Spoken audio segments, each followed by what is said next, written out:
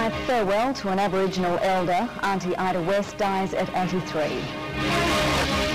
A bold new plan to share health resources in Tasmania. And alarming figures on binge drinking by teenage girls. Win local news with Tame. Good evening. One of Tasmania's most respected Aboriginal elders, Auntie Ida West, has died aged 83. The Tasmanian Aboriginal community is tonight mourning the passing of Auntie Ida, well known for her role in returning Waibalina to the Aboriginal community. Affectionately known as Auntie, Ida West was an advocate for her people, a tireless campaigner for Aboriginal rights and a unifier of the Tasmanian community. And her part in Hobart's reconciliation walk in the year 2000 typified her resolve. We're all getting together and it's marvellous. Something that should have been done a long time ago. And it's good to see that, and people are so genuine, they mean it.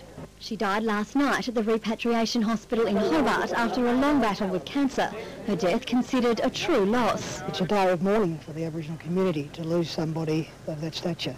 Ida West was born on Cape Barren Island in 1919, moving later to Flinders Island. She became involved in Aboriginal politics in the 1970s, one-time president of the Tasmanian Aboriginal Centre and also an author.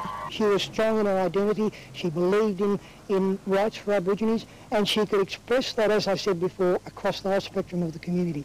She worked for 20 years for the return to Aboriginal people of Waibalina on Flinders Island, a place to which Aborigines were exiled by white settlers. Last year she was made a member of the Order of Australia for service as a leader of the Tasmanian Aboriginal community. She was also named NAIDOC Female Elder of the Year. Today, Aboriginal and non-Aboriginal community leaders have paid tribute to Auntie Ida's life. Premier Jim Bacon has expressed his deep sorrow at the passing of Auntie Ida, saying she was a valued advisor, a magnificent advocate for her people, and in promoting tolerance and understanding contributed to making Tasmania a better place. Certainly for the Indigenous people, but indeed for all Tasmanians, she symbolised a positive way forward. She's a lady that will never be forgotten from the Aboriginal community, I can tell you that. And I'm sorry I can't come again to you, but nature takes care of things. Thank you. Auntie Ida was 83. Penny Salter, Win Local News. Public and private health sectors could soon be sharing resources following a major review of Tasmania's health system. Minister David Llewellyn today announced a 5-member experts panel will meet with community and other health groups with the aim of establishing a working partnership.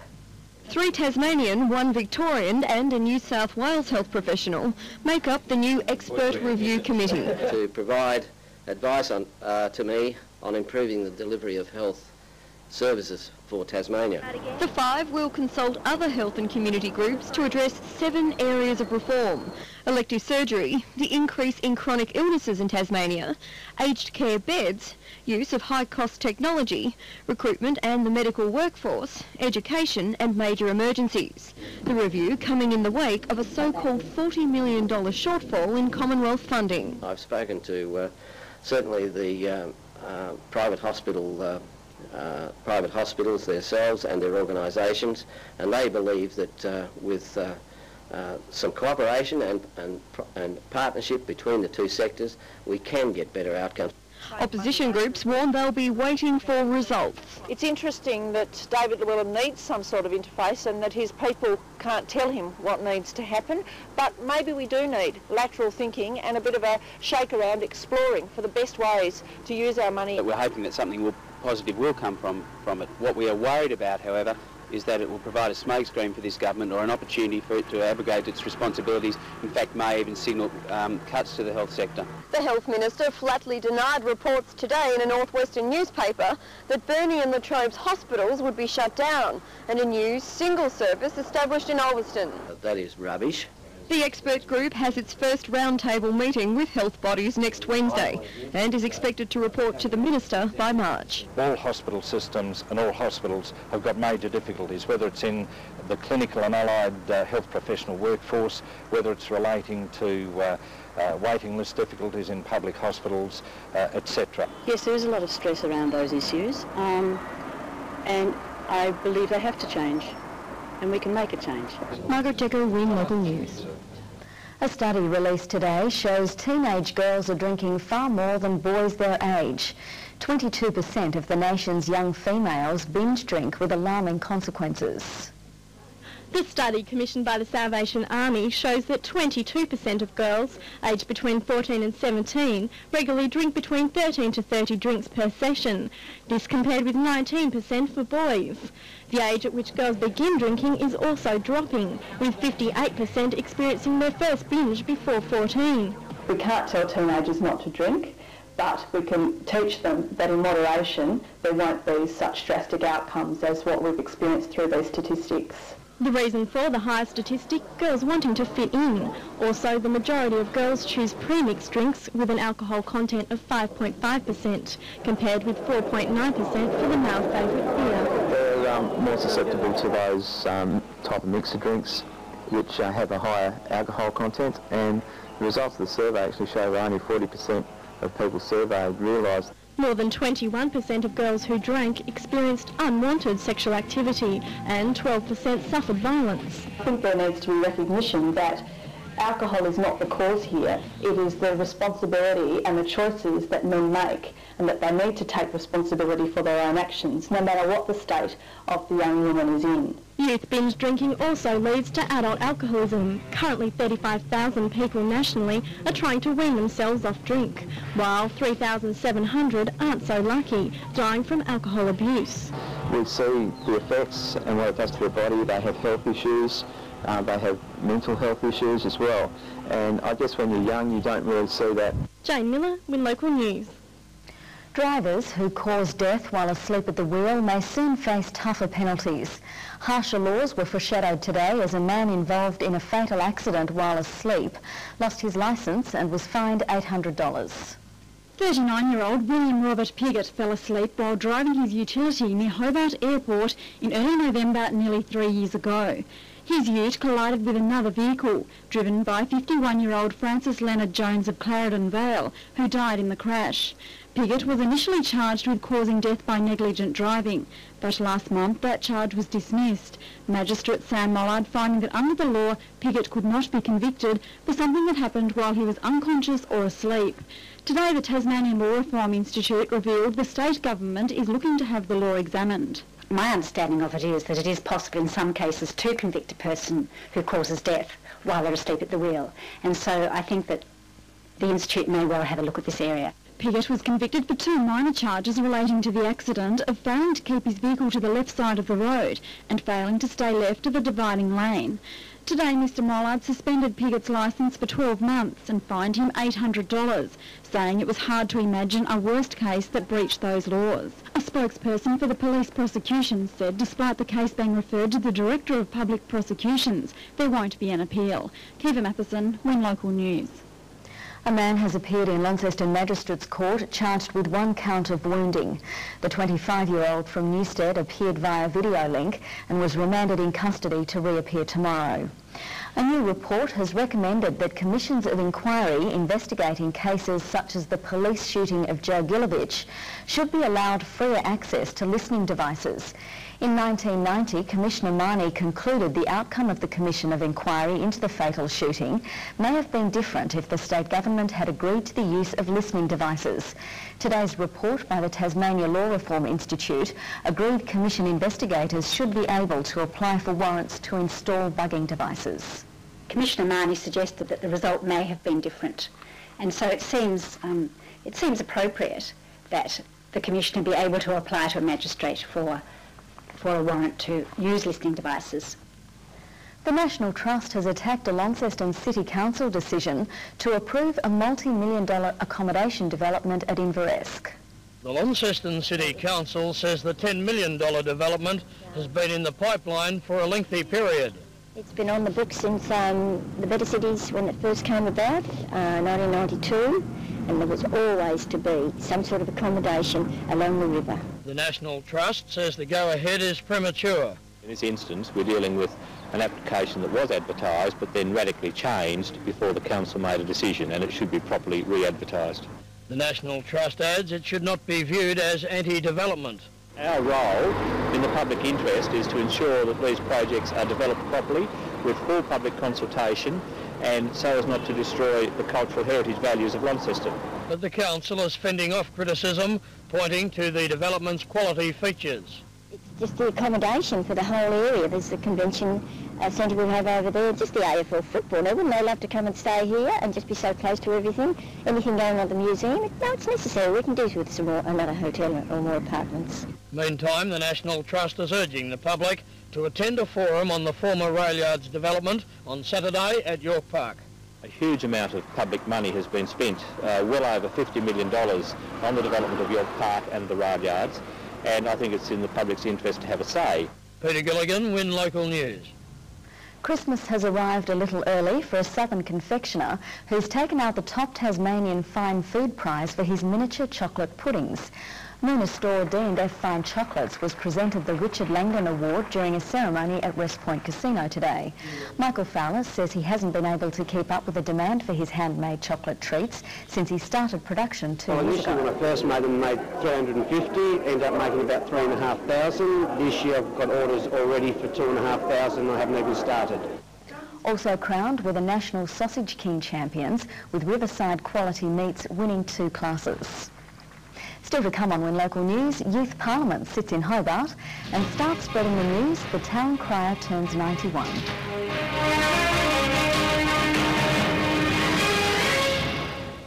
Tonight on Win National News, an alliance between Qantas and Air New Zealand rejected by the ACCC.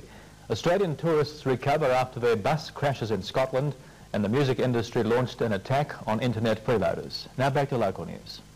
Fears tonight the vital migratory routes of the endangered orange-bellied parrot will be thrown into chaos by new wind turbines on the west coast. The Greens claim a wind farm planned for Heemskirk near Zeehan will threaten the entire population of the threatened species by blocking its breeding pathway. The Heemskirk proposal is not just for a wind farm, it is potentially for a giant orange-bellied parrot blender. The government says the Greens' language is alarmist and unnecessary, as a proper process is being followed in establishing the Heemskirk project. Around 200 birds remain in the wild. Responsibility to come out here and defend the orange-bellied parrot, because there is a member of the government whose responsibility that is, and that is Brian Greene, the Environment Minister. Now he needs to stand up in Cabinet and advocate for the environment. The battle lines are in place in Tasmania's House of Assembly. Let the 14th Annual Youth Parliament begin. And cries of shame aren't out of place when Parliament's in session. But today it was young Tasmanians trading deeply conflicting views across the House of Assembly floor. Grade 11 and 12 students from secondary schools all around the state debated bills ranging from old-growth logging to criminal surveillance. And it would be a violation of the United Nations Universal Declaration of Human Rights, one of the highest. It aims to give our youth a voice to air their thoughts on issues at the heart of our society. They feel that because they're under 18, they don't get to vote, and so they don't often have an outlet for their opinions. And a lot of them are very passionate, very opinionated, very enthusiastic people. Students happy with the change of scenery. We get to go in the room where the Parliament actually sits, and the atmosphere that's created is so much better than it would be if you're doing it in a classroom at school. The bills will then come under the critical eye of Premier Jim Bacon. Hopefully he looks over them. He promises us that he does. And if he doesn't, watch out. Well, I'm in his chair, which is great, but I think that all of us could show, all the politicians, I think I should. Youth Parliament sits until Friday. Jane Miller, Win Local News. Hobart ratepayers won't be paying for their water in the near future at least. The Hobart City Council last night voted down water meters, defying a capital city trend. The Tasmania Conservation Trust says Hobart, as Australia's second driest city, needs water meters, a view supported by 67% of businesses and 63% of households.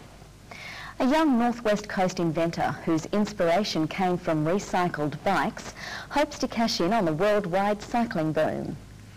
Since the age of 5, Aaron Parker has been tinkering with woodwork, metalwork and building. At 15, he's already completed enough projects to make any handyman proud, including a nice little learner in toy trucks.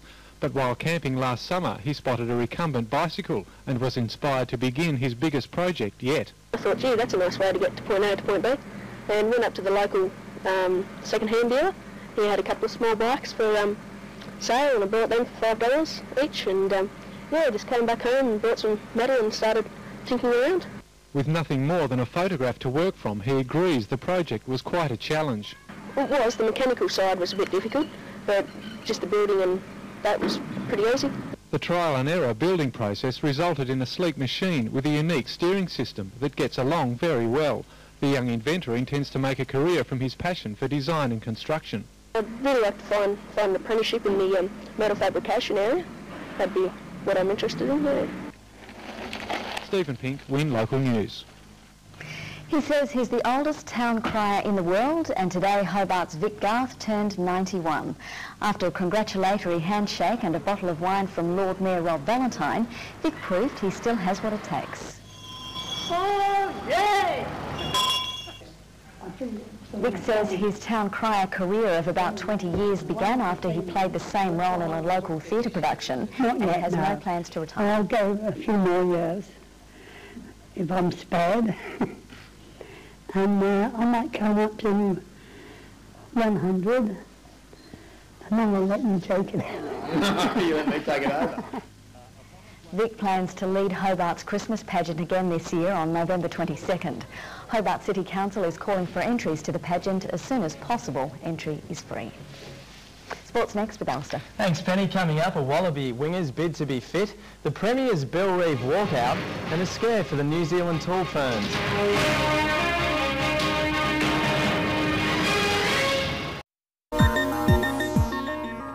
Is the only reward you get from your insurance company a no-claim bonus? Unlike some insurers, Allianz gives an additional reward to safe drivers. It's called a safe driver discount. So switch to Allianz and you could save even more. Call Allianz today on 131,000 for a quote and more details.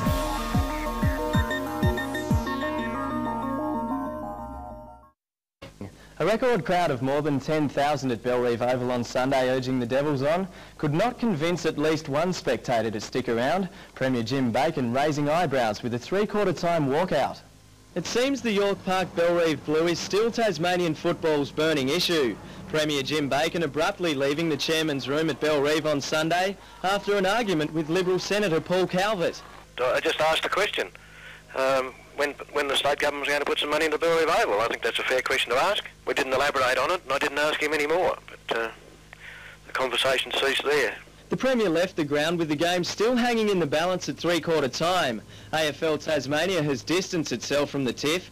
The league pleased Mr Bacon saw fit to attend the Bellreeve game. Probably was the #1 ticket holder, so it was great to see him at the footy. He's a busy man, and yeah, I'm sure he enjoyed the day. The Premier was unavailable for comment today. A government spokesperson said he's taking the rest of the week off and had left the game early because he thought the Devils were home.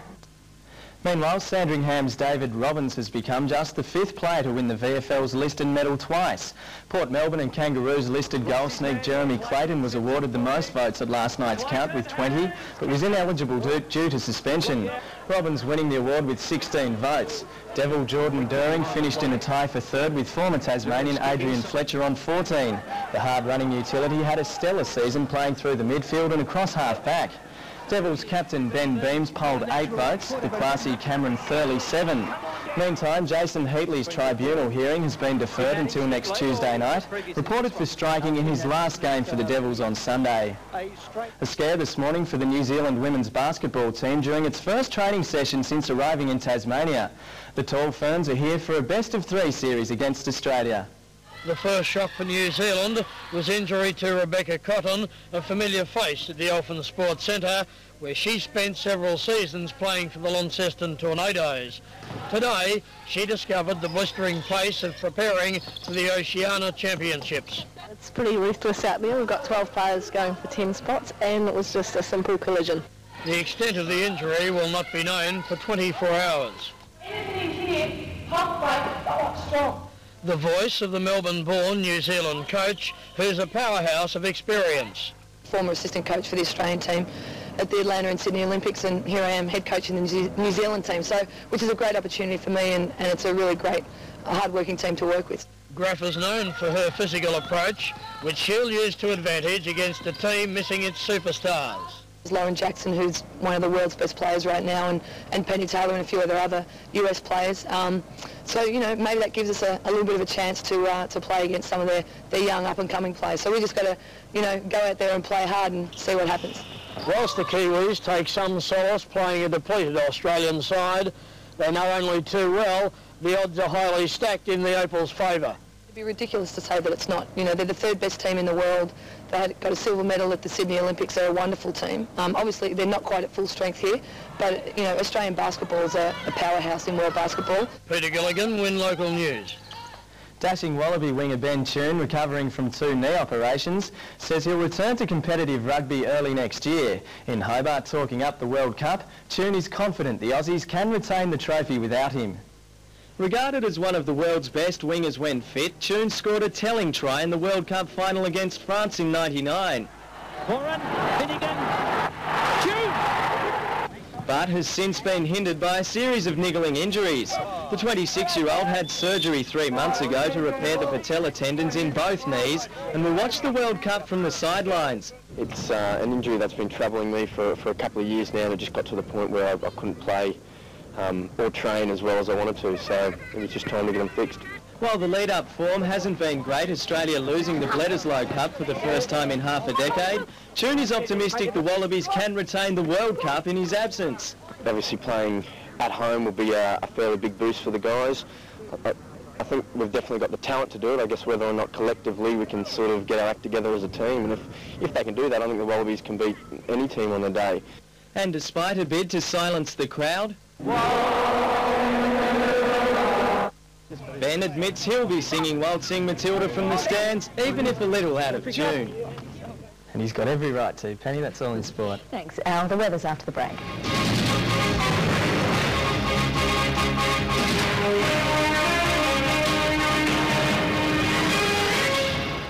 Maximum temperatures today ranged from 5 degrees at Cradle Mountain to 15 at Strawn. Hobart and Bruny Island 12, Bicheno 14, Orford and Tarraleah 11, Launceston and Devonport 13, Burnie, Ross and St Helens 12. To the coastal waters in 15 to 25 knot winds, lighter in the northeast but stronger up to 35 knots locally in the northwest, decreasing to 10 to 20 knots throughout.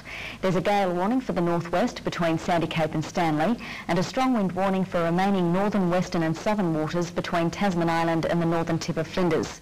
Cold with some rain across the state tomorrow, Strawn 12 degrees, St Helens and Swansea 13. Rain at times for Burnie and Devonport 13, fine Thursday followed by showers Friday and Saturday. A top of 14 for Launceston expected the next few days, with rain tomorrow, Thursday fine and showers Friday. Hobart 12 tomorrow with some rain, fine Thursday and showers both Friday and Saturday.